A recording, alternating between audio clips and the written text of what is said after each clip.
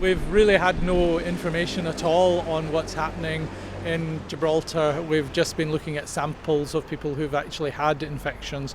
So this time we're trying to find out how prevalent the virus is in our population. So we're taking 400 people and we're randomly going to invite them over to the Rook to take sample. If they can't, then we'll find some other way of doing it. And by taking those samples, these are people that we've identified through the electoral register, and then we will take swabs and send the swabs away and see what the relevant number of people there are in Gibraltar at this moment in time with the virus. How widespread do you believe the disease currently is?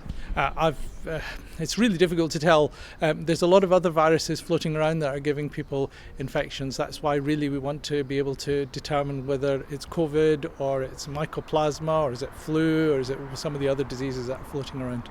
Does Gibraltar now have the components and staff to begin testing here, and what is the turnaround expected to be? So we're still going to use a Spanish lab at the moment in order to get the results.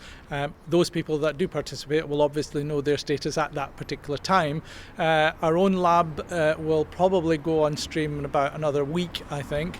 And we've got to be careful actually, because when we do our own testing, there's now a global shortage of the testing substrate, the actual liquids that you use to test. So we'll have to be a lot more circumspect when we do testing in future. You've said this will be randomised based on the electoral register. Will there be any selection at all for high-risk groups, or is this more of a cross-section of society?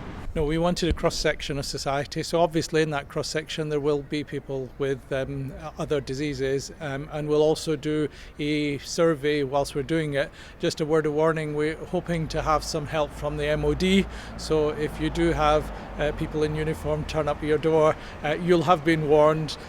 They will ask you a few questions about symptoms, and at the end of the day you hopefully will know whether you've got it at that time or not.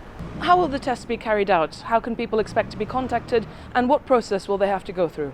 So we'll phone the person that we're trying to contact, and then after that we'll arrange with them when to come, and when they are able to come to the Rook, as I said, the drive-through, we will then ask them to participate in the exercise. They'll be invited for a swab.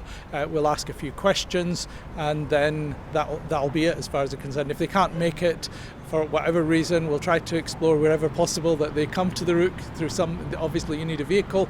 If you can't, then potentially we might have people knocking on doors, but obviously that's resource intensive and I don't really want to do as much of that as I can get away with, really. So questions and sampling after a telephone conversation or a knock on the door.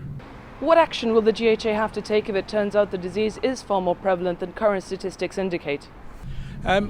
Having looked at the UK and Spain, I think we're probably better prepared than most countries would be in these circumstances. So I think this is just for us to get some sense of how prevalent the infection is. 80% of infections have no symptoms whatsoever. So actually getting a prevalence figure tells us and allows us to predict, I think, when we're likely to get admissions into hospital or ICU. It's just to get our staff ready for it.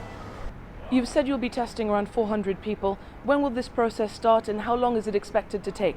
It's not the ideal time, but I'm hoping that it'll start in the next day or so. So we'll try to run it as rapidly as possible over the next 2 or 3 days. It does depend on whether people answer the phones. It depends on whether people are in. But because of the fact that we've limited movement in terms of households, people aren't going off to Spain. So I hope most people who are in, and when they get the phone call, please answer promptly, make your appointment, come over, get your test done, and if you do have people knocking at your door, you'll understand that you didn't pick up your phone and we're trying to get this survey done.